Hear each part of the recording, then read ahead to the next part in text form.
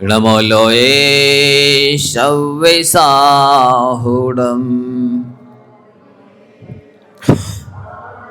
एषो पंचनमो यारो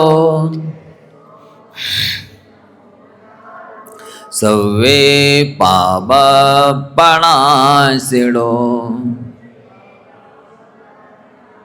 मंगलाणं च सव्वेशिं परमं हवै मंगलम। भले त्रिकालवर्ती नौ देवताओं की, मल्लायक श्री अरनाथ भगवान की, आचार्य भगवंत गुरु वैश्य विद्यासागर जी महाराज की, परम पूज्य आचार्य श्री समय शाह जी महाराज की, परम पूज्य मनवर श्री निर्दोष शाह जी महाराज की।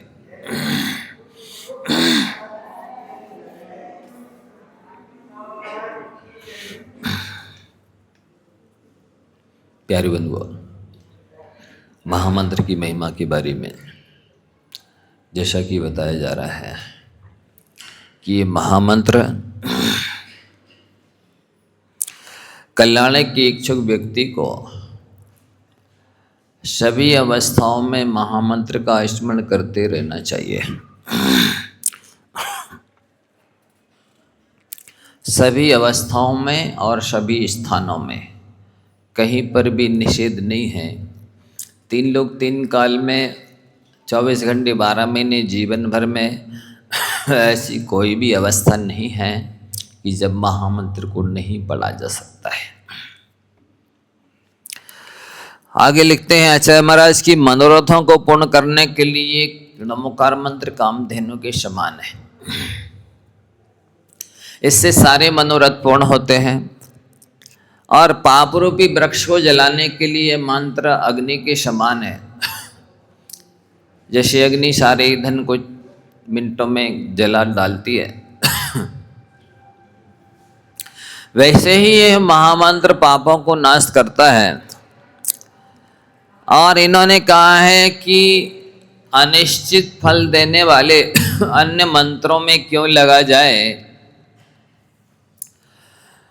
जब सभी मनोरथों को पूर्ण करने की क्षमता इस महामंत्र में है तो इसी का जाप करना चाहिए। और एक विशेष बात ध्यान देने लायक है कि इस महामंत्र से क्या क्या उपलब्धि होती है, आप सभी ध्यान से सुनेंगे। जिस समय आप महामंत्र का स्मरण कर रहे हैं उस समय साता वेदनी आदि समस्त पुण्य प्रकृतियों का बंध होता है। एक लाभ, जिस समय महामंत्र का बंद कर रहे हैं, जाप कर रहे हैं, ध्यान कर रहे हैं, उस समय साता वेदनी आदि बहुतायत पुण्य प्रकृतियों का ही बंद होता है। दूसरा, जो पुण्य प्रकृतियां उदय में आने वाली हैं उनकी अनुभाग वृद्धि होती है। मतलब कर्म अनेक प्रकार के होते हैं। जैसे बकरी का दूध होता है ना, तो बकरी का दूध बहुत ज़्यादा गाढ़ा नहीं होता, बहुत ज़्यादा मीठा भी नहीं होता। फिर उसके अपेक्षा गाय का दूध गाढ़ा होता है और मीठा भी होता है। उसके अपेक्षा भैंस का दूध और गाढ़ा होता है। उसके अपेक्षा ऊँटनी का दूध और गाढ़ा होता है और मीठा होता है। और शिंगनी का दूध सुनते हैं बहुत पौष्टिक होता है, गाढ़ा होता है, मीठा होता है। तो मान लो आपकी बकरी के दूध जैसे कर्मों का बंध है, वो वैसा उदय में आने वाला था। अब आपने नमोकार मंत्र पढ़ा तो अब वो हो सकता है जितनी श्रद्धा विशुद्धि एकाग्रता होगी उसके अनुरूप हो सकता वो गाय के दूध जैसा उदय में आया, भैंस के दूध जैसा, या ऊँटनी के दूध जैसा, या संगनी के दूध जैसा उदय में आएगा। मंत्र में तो असीम क्षमता है। आपकी श्रद्धा विशुद्धि एकाग्रता में कितनी क्षमता है उसके आधार पर आपको फल मिलेगा। जैसा कि एक दिन बताया था कि ये महामंत्र नरक भी देता है, स्वर्ग भी देता है और मोक्ष भी देता है। आपके जैसे भाव होंगे वैसा फल देगा वो महामंत्र। यदि कार्य की सिद्धि नहीं हो रही है तो आपको मंत्र को दोष नहीं देना है, अपने भावों को दोष देना है कि हमारे भावों में श्रद्धा की, विशुद्धि की, एकाग्रता की कमी है। इसमें तो फल है असीम शक्ति। जब वो कह रहे हैं कि ये कामधेनु से बढ़कर के है, कल्प वृक्ष से बढ़कर के है, पारस पत्थर से बढ़कर के है, चिंतामणि रत्न से बढ़कर के है, दिव्य रसायन से बढ़कर ये सबसे आगे है। तीन लोग तीन काल में इसकी बराबरी करने वाला कोई नहीं है। इसकी उपमा को देने के लिए भी कोई चीज नहीं है, इसकी क्षमता को बताने के लिए भी कोई चीज नहीं है। असीमित क्षमता है, काउंटलेस वस्तुओं को देने की क्षमता है। इसके पास तो सब कुछ है। जिसके कंठ में नमोकार मंत्र है उसके पास सब कुछ है। उसको न दर्शन की कमी रहेगी, न ज्ञान की कमी रहेगी, न चारित्र की कमी रहेगी, न तप की कमी रहेगी, न बल की कमी रहेगी, किसी भी चीज की कमी नहीं रहेगी। बस ये है कि आपकी श्रद्धा, विशुद्धि, एकाग्रता बढ़ती चली जाए। उसमें कमी रहेगी या उस खोट रहेगी तो आपको खोटा फल मिलेगा। एक बार क्या हुआ, एक ग्वाले का तो दृष्टांत आपको सुनाई अभी हमने पहले, कि जो मर करके शेठ सुदर्शन बना था और फिर अगले ही भाव से एक भवातारी बन करके पटना गुलजार बाग से मोक्ष गया। एक और सुनो दूसरे ग्वाले की कहानी। एक ग्वाला था, जंगल में गायें चराने के लिए जाता था। उसको भी पन्नी योग से दिगंबर वनराज के दर्शन हो गए। तो श्रावक लोग उनके दर्शन के लिए गए हुए थे। उन्होंने निवेदन किया, भगवान हमें कुछ आत्म कल्याण का उपदेश दीजिए। तो मुनि महाराज ने आत्म कल्याण के लिए नमोकार मंत्र का उपदेश दिया, महिमा बताई। तो सुन करके सभी ने संकल्प लिया नमोकार मंत्र पढ़ने का। अब वो ग्वाला भी पीछे बैठा बैठा सुन रहा था। तो उसने भी निवेदन किया, भगवान मुझे भी कल्याण के लिए कोई उपाय बताइए। तो महाराज ने कहा, इसी मंत्र को याद कर लो, इसके पढ़ते रहा करो, हमेशा इसको पढ़ना। उसने कहा ठीक है, याद कर लिया, संकल्प ले लिया, हमेशा पढ़ेंगे। अब वो आया, घर में आया, नमोकार मंत्र पढ़ते हुए। पत्नी ने कहा भोजन कर लो, के नमोरी हंताड़ो। बैठ गया भोजन करने के लिए, रोटी परोस दी और दे दे नमोरी अंताड़म। और उसने 10-5 बार प्रश्न किए और उसने नमोकार मंत्र ही पढ़ा। तो पत्नी को गुस्सा आ गई। तो उसने जलती हुई लुगरिया, जानते ना लकड़िया,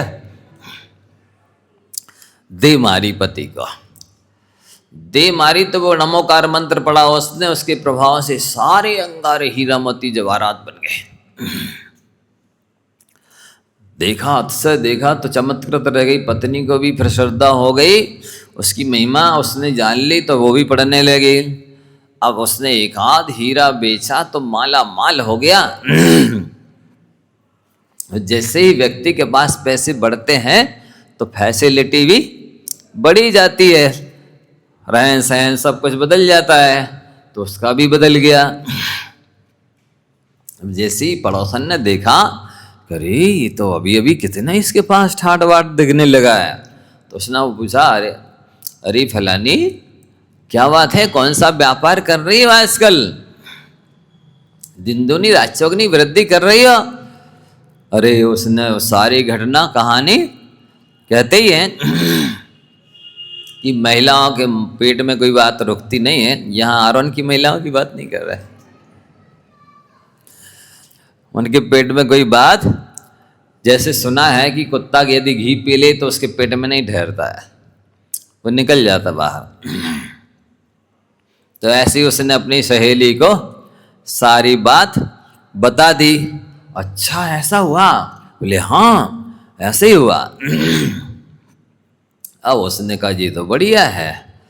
तो उसने अपने पति को भी समझा दिया कि देखो ऐसा ऐसा उसने फलाने के पति ने किया था, तो उसके यहाँ खूब हीरे मोती जवाहरात बन गए थे अंगारे, अब भी ऐसी करना। तो उसको सिखा दिया।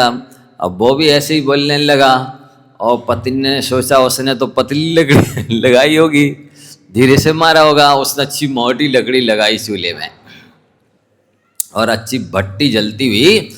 जैसी पति ने बोला तो पूरी ताकत से वो दे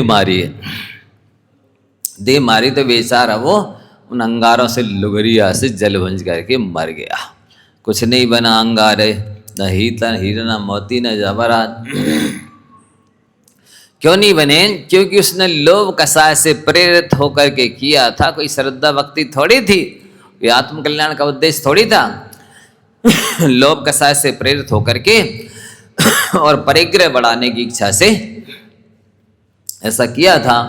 तो महामंत्र कल्याणकारी है, लेकिन वो कल्याणकारी तब बनता है जब आपके भाव कल्याणकारी होवे, आपके भाव निर्मल होवे, श्रद्धा विशुद्धि एकाग्रता से भरे हो, तो स्वर्ग मोक्ष मिलता है, नहीं तो नरक भी मिलता है। जैसा कि दृष्टांत आपको दिया था कि रावण ने नमोकार मंत्र तो पढ़ा, खूब जाप किए, शुद्धि के वस्त्र धोती दोपट्टा पहन करके भगवान के सामने बैठ करके स्फटिक की माला लेकर के और बहुत एकाग्रता से जाप किया। ऐसी एकाग्रता की मुनियों को दुर्लभ, ऐसी एकाग्रता। तो आचार्य रविशरण महाराज ने लिखा भी कि यदि साधु बन के ऐसे ध्यान करता तो मोक्ष मिल जाता, आत्म कल्याण के उद्देश्य से जाप करता तो मोक्ष हो जाता। लेकिन उसका उद्देश्य खराब था। उसको तो बहुरूपिणी विद्या सिद्ध करके राम को मारना था और सीता को अपने कब्जे में अंडर में करना था। इसलिए इस बुरे अभिप्राय की वजह से वो नरक में गया। तो आप अशुभ भाव से करेंगे तो नरक में जाएंगे, शुभ भावों से करेंगे तो स्वर्ग में जाएंगे, और शुद्ध भावों से करेंगे तो मोक्ष में जाएंगे। तो इस नमोकार मंत्र के पढ़ने से, ये दरवाजे काहे को लगा रहे? खोल दो दरवाजे, खोलो। नहीं,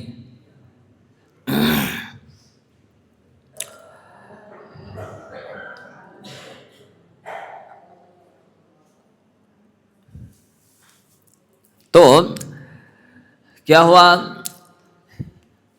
कि जिस समय नमोकार मंत्र पढ़ते हैं, साता वेदनी आदि पुण्य प्रकृतियों का ही बंध होता है बहुतायत से। और साथ ही जो पुण्य उदय में आ रहा है, यदि आपके पहले बकरी के दूध की तरह कर्म है तो भी गाय के दूध की तरह और श्रद्धा विशुद्धि एकाग्रता है, तो भैंस के दूध की तरह और श्रद्धा विशुद्धि एकाग्रता है, तो ऊँटने के दूध की तरह और श्रद्धा विशुद्धि एकाग्रता है, तो सिंगनी के दूध की तरह अनुभाग बढ़ करके उदय में आएंगे, फल देंगे, आपको सुख साता देवेंगे। तीसरा है कि आप इन्हें जो अज्ञान से, प्रमाद से, कषाय के वशीभूत होकर के, इंद्रिय विषयों के वशीभूत होकर के पाप कर्म बांधे हैं, वे पाप कर्म अब नमोकार मंत्र पढ़ोगे तो इस उनकी स्थिति अनुभाग घटेंगे। स्थिति का मतलब होता है लाइफ। वे पाप कर्म ज्यादा देर आपकी आत्मा के साथ नहीं टिकेंगे, नहीं रहेंगे। और अनुभाग का मतलब होता है कैपेसिटी, क्षमता। दुख देने की जो फलता शक्ति थी, क्षमता थी, वो घटती है, कम होते होते होते खत्म हो जाती है। तो तीसरा लाभ ये है नमोकार मंत्र पढ़ने से कि आपके स्थिति अनुभाग पाप कर्मों के घटते हैं, नष्ट होते, खत्म होते हैं। चौथा लाभ क्या है कि जिस समय आप नमोकार मंत्र बंद पढ़ रहे हैं तो पाप कर्म का बंध नहीं होगा, पुण्य कर्म का ही बंद होगा। इसलिए ये 4 फल अंगार धर्मामृत में बताए गए हैं, जिस पर आप सभी को श्रद्धान होना चाहिए कि आप कार्य तो एक कर रहे हैं नमोकार मंत्र पढ़ने का, लेकिन लाभ कितने हो रहे हैं? 1 पंथ 4 काज। 1 पंथ 4 काज। याद हो गए कौन कौन से 4 लाभ है नमोकार मंत्र पढ़ने से? बोलो। शाता वेदनी आदि पुण्य प्रकृतियों का बहुतायत से बंद होता 1। दूसरा, जो पहले पतला पुण्य बांधा है वो गाढ़ा होता है, बकरी के दूध से गाय, भैंस, ऊँटनी और सिंगनी आदि की तरह। तीसरा है जो पहले अज्ञान से प्रमाद से कषाय इंद्रिय विषयों के वशीभूत करके पाप बंद कर लिए हैं, उनकी स्थिति और अनुभाग घटते हैं। मतलब वे पाप कर्म अब ज़्यादा देर आत्मा के साथ नहीं रहेंगे और अपना फल जैसे जिस रूप में बांधे थे वैसा फल नहीं देंगे, या तो बिल्कुल कम अनुभाग हो जाएगा या फिर पूरा खत्म हो जाएगा। जितनी श्रद्धा विशुद्धि एकाग्रता से आप जाप करेंगे उतना उनका स्थिति अनुभाग कम होगा, खत्म होगा। लेकिन लगातार जाप करने की जरूरत है। ऐसे नहीं जैसे पहले दृष्टांत दिया था कि पहले के जमाने में जब इलेक्ट्रिक का जमाना नहीं था तो सुनार लोग क्या करते थे, एक दीपक जलाते थे, लकड़ी के ऊपर सोना रखते थे और पुंगी से ऐसे लगातार फूंक लगाते थे। सोना कब पिघलता था? जब जितने टेम्परेचर की गर्मी उसमें चाहिए है उसको मिल जाती थी तो पिघल जाता था। अब लाइट के माध्यम से जल्दी हो जाता है, लेकिन वो सोनार क्या करता था, लगातार फूंक लगाता था। यदि ऐसा करे, बताओ ऐसे में गर्म होगा, पिघलेगा?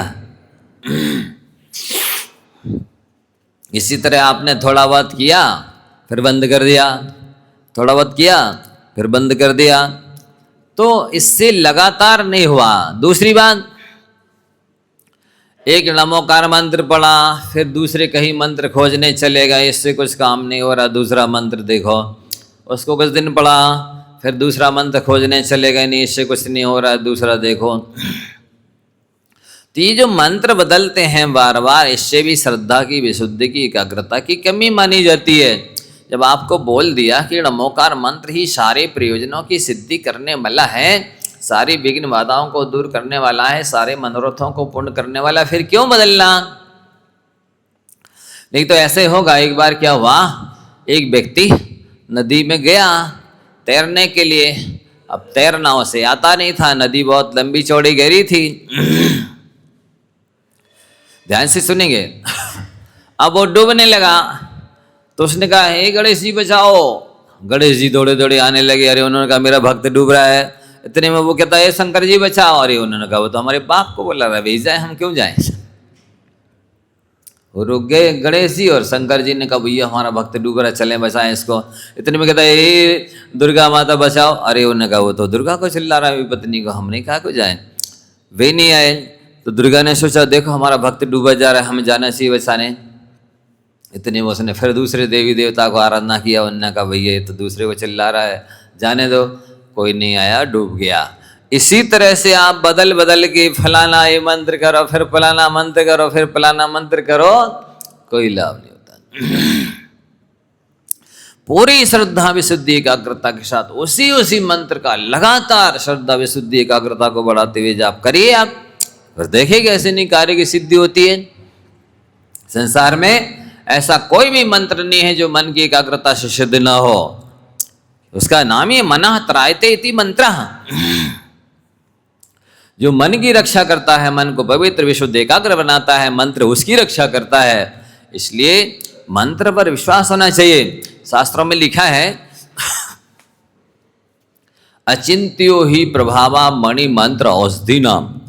मणियों का जी जो मणि पहनते ना अंगूठियों वगैरह में, हीरा मोती जवाहरात है, मूंगा पन्ना आदि आदि, वैड्यूरे कौन कौन सी पहनते हैं, इनका प्रभाव भी होता है।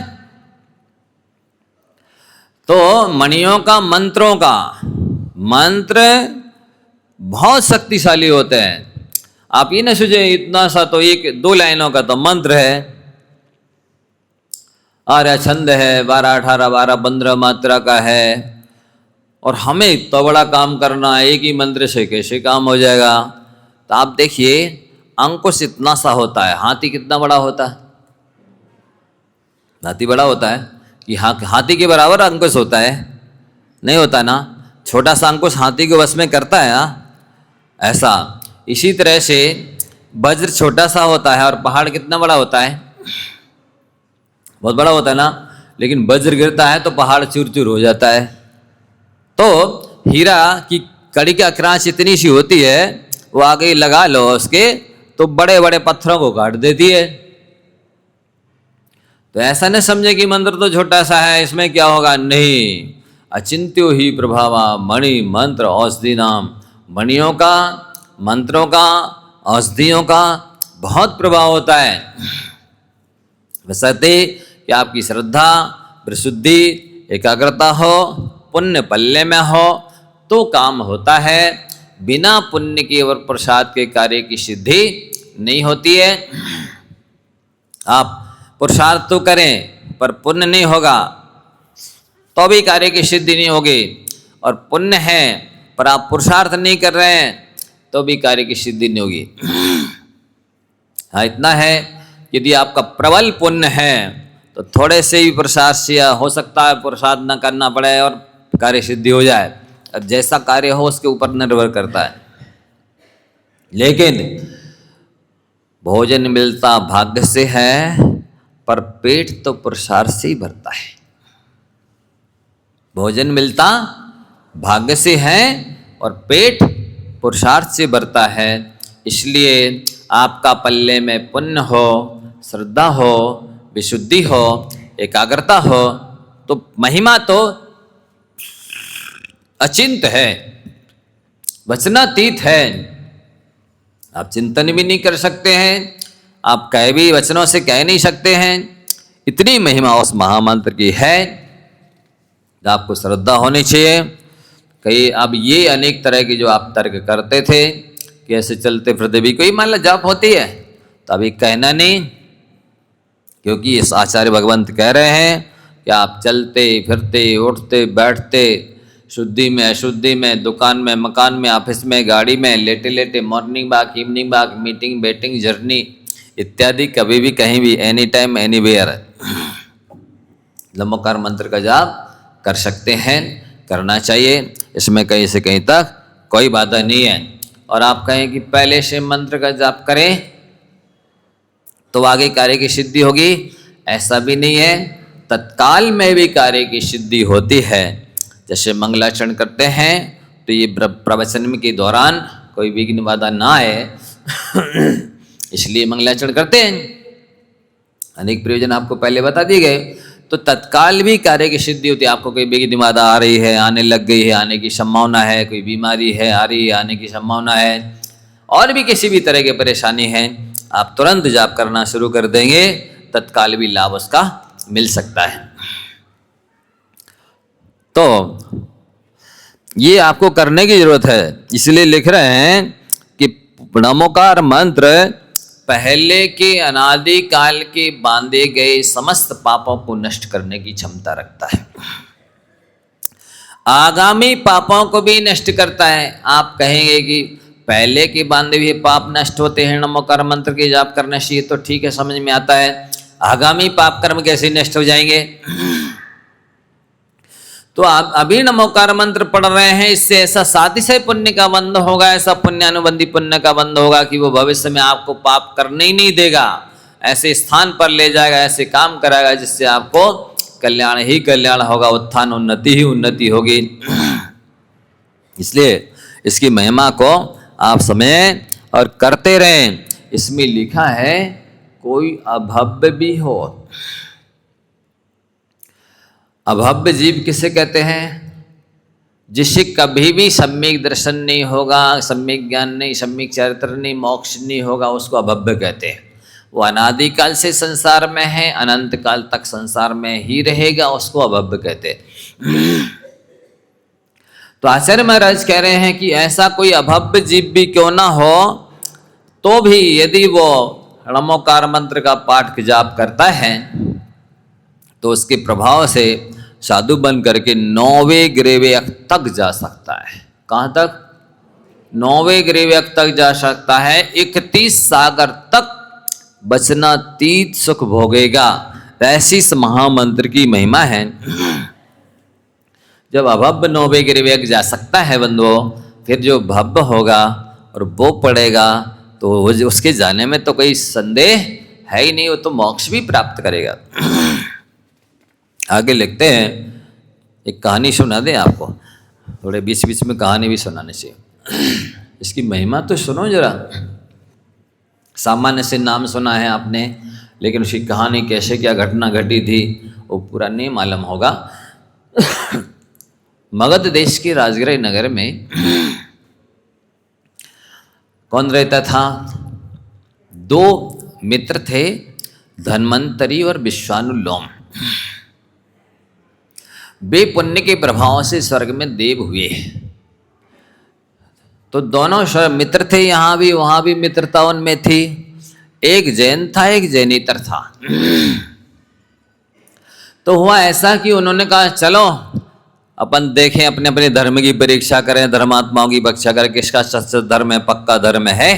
इस तरह से उन दोनों में आपस में चर्चा हुई। तो दोनों धन्वंतरी और विश्वानुलोम जो मर कर के अग्निपर और विद्युत प्रभ नाम के देव हुए थे, तो वो दोनों देव मध्यलोक में आते हैं। तो सबसे पहले एक जमदग्नि नाम के तापस को उन्होंने तपस्या से भ्रष्ट कर दिया, क्योंकि उसका सच्चा और पक्का श्रद्धा नहीं था। वो तो भोगों के लिए तपस्वी बना था, झूठा मूठा बगला भगत बना था। तो उस तपस्वी को उन्होंने भ्रष्ट कर दिया। अब दोनों चले तो क्या हुआ कि मगध देश के राजगृह नामक नगर में जिन दत्त नाम के सेठ रहते थे, वे उन्होंने कृष्ण पक्षी चतुर्दशी में उपवास किया, जाकर के शमशान में सामायिक में बैठ गए, ध्यान में काव्य सर्ग में लीन हो गए। अब उन दोनों देवों ने चर्चा की कि देखो वो जैन था, जो देव जैन माने से होकर के वो देव बना था। पहले जैन था श्रावक और बाद में देव बना था। तो उसकी जैन धर्म के प्रति आस्था थी और वो एक जैनेतर था, कुछ थोड़ा बहुत दान दे करके बना था। तो वो उसके अंडर में रहता था। जो जितने भी मिथ्या दृष्टि होते हैं ना, आप सभी ध्यान से सुन लीजिए। वीतराग देवशास्त्र गुरु को नहीं मानने वाले जितने भी होते हैं, वे थोड़ा दान पुण्य करते हैं, स्वर्ग में जाते हैं। वे सभी बड़े देवों के नौकर बनते हैं, किंकर बनते हैं, अधीनस्थ बनते हैं। कभी भी स्वामी पने को प्राप्त नहीं होते, इंद्र पने को, प्रतीन्द्र पने को प्राप्त नहीं होते हैं। इंद्र और प्रतीन्द्र जो पद हैं, श्रेष्ठ जो रिद्धिधारी देवों के पद हैं, वे वीतराग देवशास्त्र गुरु को मानने वाले को मिलते, भले वो मिथ्या दृष्टि ही क्यों ना हो। लेकिन वीतराग देवशास्त्र गुरु को मानने वाला होना चाहिए, तो ही श्रेष्ठ पदों को प्राप्त होता है। अन्यथा बाकी वो सब इंद्र क्या, इंद्र शामन एक त्रायस्त्रंस पारिषद आत्मरक्ष लोकपाल अनेक प्रकीर्णा काव्ययोग के लिए शादी जो देव होते हैं, उनमें जो घटिया देव हैं, जैसे यहाँ अपन मध्यलोक में देखते ना कि जो अच्छे लोग होते हैं वो बीच शहर में अच्छी जगह रहते हैं, फिर जो हल्की कौम के लोग होते हैं वे गांव के बाहर झुग्गी झोपड़ियों में अलग टाइप से रहते हैं ना। तो इस टाइप से जैसे यहाँ ब्राह्मण क्षत्रिय वैश्य शूद्र आदि वर्ण हैं, तो इसमें 3 वर्ण थोड़े माने उच्च माने जाते हैं, ऊपर ऊपर क्रमशः। नीचे जो शूद्र हैं वे उसमें भी कई तरह के होते हैं, कुछ अस्पृश्य शूद्र होते हैं, कुछ स्पृश्य शूद्र होते हैं, जिन्हें छू तो लेते हैं पर उनके हाथ का बना भोजन इत्यादि नहीं करते। तो अस्पृश्य शूद्र तो भोजन पानी तो छोड़ो, छू भी जाए तो नहाते हैं। अब आज के ज़माने की बात अलग है कि लोगों को विवेक नहीं रहा है, तो वो होटलों में जाते हैं तो वहीं बाजू में मैटर बैठता है, वो भी भोजन पानी उन्हीं बर्तनों में साथ में बेंच पे बैठ के करता है, उन्हीं बर्तनों में वही भोजन पानी उसी बेंच पे बैठ करके। यहाँ के आरोन वालों की बात नहीं कर रहे, लोग करते रहते हैं। तो ये विवेक नहीं है। बराबर जैसे कर्म से एक जैसे दोनों ही मेहतर हो गई, बात अलग है, लेकिन जाति से जन्म कहलाते हैं, जैन कहलाते हैं। तो कहने का तात्पर्य ये है कि वहाँ वो घटिया देव बनेंगे जो वीतराग देव शास्त्र गुरुओं के प्रति जितनी सच्ची और पक्की श्रद्धा नहीं है, वे स्वर्ग में भी जाएंगे तो घटिया नौकर क्वालिटी के किलेविस जाति के, अथवा जो वाहन बनते हैं उन देवों में उत्पन्न होते हैं। जिन जो मने घटिया देव वाहन बनेगा और जो श्रेष्ठ देव होगा वो उस पर बैठ करके नंदीश्वर की वंदना करने के लिए, पंचमेरु की वंदना करने के लिए, विदेश क्षेत्र में श्री मंदिर स्वामी की दिव्य ध्वनि सुनने के लिए इत्यादि जाते हैं। तो वो घटिया देव उनके विमान वाहन आदि बनते हैं। तो उसने कहा अग्निप्रभ विद्युत प्रभ देव थे, उन्होंने कहा मेरे जैन श्रावक को ही तुम विचलित कर दो, साधु की तो बात छोड़ दो। तो शमशान वो जिनदत्त सेठ उपवास करके कृष्ण चतुर्दशी को ध्यान कर रहे थे। तो उस देव ने जिनदत्त सेठ को विचलित करने के लिए रात भर उपसर्ग किया, लेकिन जिनदत्त सेठ विचलित नहीं हुए। तो सुबह उसने अपनी माया समेटी और उस जिनदत्त सेठ की प्रशंसा की, स्तुति की और कहा धन्य है आप जैसे वीतराग देव शास्त्री को मानने वाले श्रावक, मैं आप पर बहुत प्रसन्न हूँ, खुश हूँ, आपको प्रणाम करता हूँ। लो ये विद्या है आपके लिए, तो ये विद्या सिद्ध है। अब यदि कोई इसे प्राप्त करना चाहता है तो उसको विधि बता दी कि इस विधि से सिद्ध होगी। ठीक है। अब जिनदत्त सेठ उस विद्या के माध्यम से धायदीप के अकृत्रिम जनालयों की वंदना करने जाते, कभी सुमेरु पर्वत पर जाते, तो कभी नंदीश्वर जाते, तो कभी विदेश क्षेत्र जाते। उन जिनदत्त सेठ के यहाँ एक बटुक ब्रह्मचारी रहते थे। तो उसने पूछा कि सेठ जी आप, वो फूल ला करके देता था बटुक ब्रह्मचारी सेठ जी को। तो एक तो उसने पूछ लिया कि आप ये फूल लेकर के रोज रोज सुबह सुबह कहाँ जाते हैं? जिनदत्त सेठ ने बता दिया कि हम ये फूल इत्यादि पूजा की सामग्री लेकर के और अकृत्रिम जनालयों की पूजा भक्ति वंदना करने के लिए जाते हैं। तो उसने कहा कि भाई ये हमें भी सिखा दो, बता दो, विद्या दे दो, तो हम भी आपके साथ फूल लेकर के भक्ति पूजा करने लेके चलेंगे। तो उसने विधि बता दी कि ऐसा है, कृष्ण चतुर्दशी को उपवास करना, 2 उपवास, बेला ले लेना, बेला का संकल्प लेकर के कृष्ण पक्ष की चतुर्दशी में शमशान में जाना और शमशान में जो बट वृक्ष है, बड़ का पेड़, उसकी पूर्व दिशा वाली शाखा में एक सीका बनाना जिसकी 108 लड़े हों और उसके नीचे पहने अस्त्र शस्त्र गड़ा देना, नए फ्रेश चमचमाते, और ऊपर गंध अक्षत आदि अष्टद्रव्य को, पूजा की सामग्री को लेकर के जाना, सीके पर बैठ करके और नमोकार मंत्र की पूजा करना और पूजा पंचपरमेष्ठी की, और पूजा करने के बाद में नमोकार मंत्र का जाप करना। इतनी बता दी उसको कि 1 लाख माला फिरनी है नमोकार मंत्र की, और उसके बाद में एक बार नमोकार मंत्र पढ़ के एक एक सीके को काटते जाना। जैसे ही 108 सीके, माइक दे दो जरा इनको।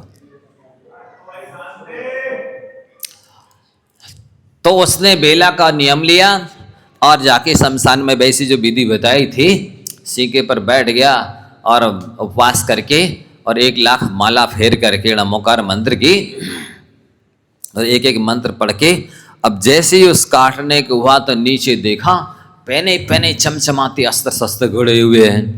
तो उसको संदेह हो गया कि यदि जिनदत्त सेठ के वचन अशुद्ध हुए, झूठे हुए, तो ये सीके जैसे कटेंगे और मैं धड़ाम से शस्त्रों के ऊपर गिरूंगा तो छिद करके कट करके मर जाऊंगा। तब वो नमोकार मंत्र पढ़ता और जैसे ही काटने को होता तो नीचे देखता कि पहने पहने अस्त्र शस्त्र गड़े हैं, तो फिर नीचे उतर आता, फिर साहस करके चढ़ता, फिर नमोकार मंत्र पढ़ता और जैसी रस्सी काटने को होता नीचे देखता कि पहने शस्त्र गड़े हैं, फिर नीचे उतर आता, फिर साहस करके चढ़ता। ऐसे कर रहा था बार बार। तो उसी राजगृह नगरी में एक अंजन नाम का चोर रहता था। वहां पर एक अंजन सुंदरी नाम की वेश्या रहती थी। तो रात में अंजन चोर वेश्या के यहाँ गया, मतलब वो सत्य व्यसन करता था अंजन चोर। जो वेश्यागामी होता है वो सातों व्यसन करता है। कोई भी जुआ, मांस, मदरा, वेश्या, हिंसा, चोरी और परस्त्री सेवन, फिर वो सारे पाप करने लगता है। तो जैसी सुंदरी वेश्या के पास अंजन चोर गया तो उसने कहा कि अरे यहाँ जो राजगृह नगरी में कनकप्रभ राजा हैं, उनकी कनका नाम की रानी है, उनके गले में मैंने आज एक बहुत सुंदर हार देखा है। वो हार ला करके यदि आप मुझे दोगे तो ही मेरे भरता हो गए, अन्यथा नहीं। तो जो व्यसनी होते हैं उनके पास बुद्धि विवेक तो होता नहीं है, वे इतनी आसक्त होते, इंद्रियों के दास होते हैं। वो चल दिया रोज हार चुराने के लिए अंजन चोर।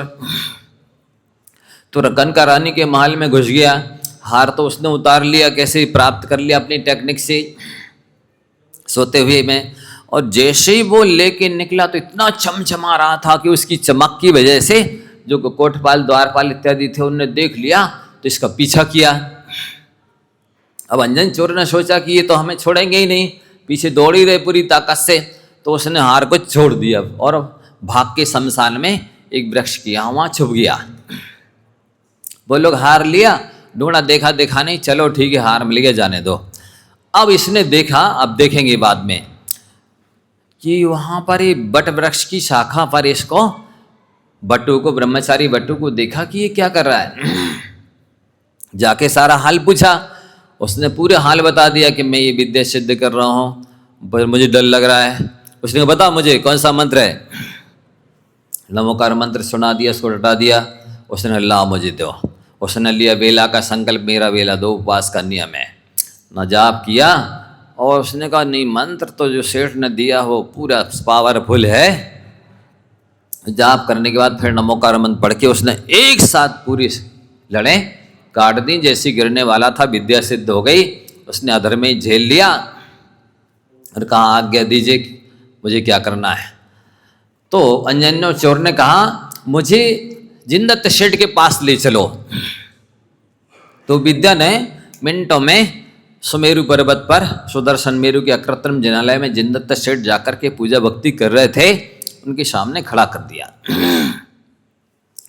अंजन चोर ने प्रणाम किया, आपकी कृपा से मुझे विद्या सिद्ध हो गई है। अब जैसे ये विद्या सिद्ध हुई है ऐसे ही मुझे आप आत्म कल्याण का उपाय बता दीजिए। नमोकार मंत्र की इतनी महिमा है। तो जिनदत्त सेठ वहीं दूसरे जिनालय में एक चाणक्यधारी मुनिराज ध्यान कर रहे थे, उनके पास ले गए, परिचय करा दिया, बात करा दी। उनसे अंजन चोर ने मुनि दीक्षा ले ली और कैलाश पर्वत से तपस्या करके केवल ज्ञान प्राप्त करके मोक्ष प्राप्त कर लिया। सोचिए, जिसने जीवन भर शक्ति व्यसन किए, सारे पाप किए, एक नमोकार मंत्र की इतनी महिमा उसने देखी,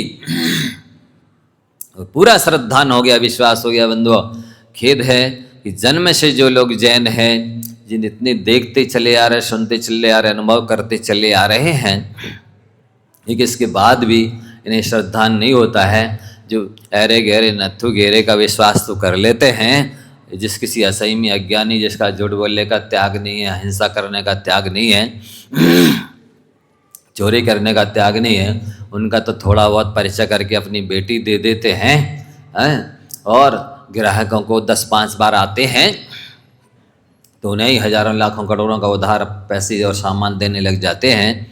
और नाई के यहाँ भी जाते हैं तो अपनी गर्दन सौंप देते हैं कि ले बाल काट ले चाहे गाल काट ले। कोई रिश्तेदार है क्या वो, बताइए? अहिंसा मरती है, झूठ बोलने का त्याग है, कुछ नहीं है, लेकिन उस पर विश्वास कर लेते हैं। लेकिन आप बताइए, मतलब असंयमी का विश्वास कर लेते हैं। जो महाव्रती हैं, गुरुजन हैं, जो सच्चे मायने में कल्याण चाहते हैं, उनका विश्वास नहीं करते। कितने खेद की बात है। मतलब इन अज्ञानियों और मोही जीवों ने गुरुओं को उस नाई से भी गया भी तो समझ रखा है क्या? ये नाई पर विश्वास कर रहे हैं, असंयमी अज्ञानी जैनितरों पर विश्वास करके लाखों करोड़ों का माल दे रहे हैं, और गुरुओं पर विश्वास नहीं करते हैं जो आपका कल्याण चाहते हैं। जिनवाणी पर विश्वास नहीं करते हैं। मील के पत्थर पर लिखा है यहाँ से 200 किलोमीटर मान लो इंदौर, तो उतने हिसाब से पेट्रोल भर लेंगे, विश्वास कर लेंगे। क्या मील के पत्थर को आपके रिश्तेदार ने लिखा है, पिताजी ने लिखा है कि इतने किलोमीटर है? कैसे विश्वास कर लिया आपने? उसने एक एक हाथ नापा है क्या? विश्वास कर लेते हैं, संदेह नहीं होता है। खेद है, ये जिनवाणी माता बीतराग भगवान की वाणी है, जो सर्वज्ञ है, जो हितैषी है, जो बीतराग हैं। झूठ बोलने के 2 कारण हैं, एक अज्ञान और एक कषाय। अज्ञान भगवान की राह नहीं, क्योंकि केवल ज्ञान हो गया है। कषाय भगवान की रही नहीं, क्योंकि वो बीतराग हो गए हैं। और जो बीतराग हैं, सर्वज्ञ हैं, साथ ही विशेषण आप स्वयं जोड़ रहे हैं, हितोपदेशी है। हितोपदेशी का मतलब होता है जो प्राणी मात्र के हित का उपदेश दें, जिसने किसी के प्रति द्वेष नहीं है, हित का ही उपदेश देते हैं। फिर क्या संदेह करना? ऐसी वाणी पर विश्वास नहीं हो पाता है, ये अत्यधिक खेद की बात है। आप सभी को विश्वास करना चाहिए और 1-1 लाख माला का नियम सबको लेना चाहिए। काउंटिंग मशीन हमसे ले लेना, नमोकार की महिमा बताने वाली पुस्तक ले लेना और जाप करना शुरू करना। ये काउंटिंग मशीन जो है, आपको पहले भी बताया कि ये रिमोट है। रवि, सोम, मंगल, बुध, गुरु, शुक्र, शनि, राहु, केतु, ये जो 9 ग्रह हैं, इनको अपनी इच्छा के अनुसार चलाने का रिमोट है ये। और साथ ही सुरक्षा कवच है। ये काउंटिंग मशीन पहनने से ना तो निगेटिव एनर्जी आती है, ना निगेटिव थिंकिंग आती है, इससे पॉजिटिव एनर्जी, पॉजिटिव थिंकिंग आती है। और जब दिन भर आप नमोकार मंत्र का जाप करते हैं तो संस्कार बन जाने की वजह से फिर रात में नींद में भी वो नमोकार मंत्र चलता है। और नींद में इतनी बार फिर आप नमोकार मंत्र पढ़ लेंगे कि कोई लिखने बैठेगा तो इतना बड़ा शास्त्र बन जाएगा। और यदि दिन में महामंत्र नमोकार के पढ़ने की हैबिट नहीं है तो जो रात और रुद्र ध्यान आप दिन में कर रहे हैं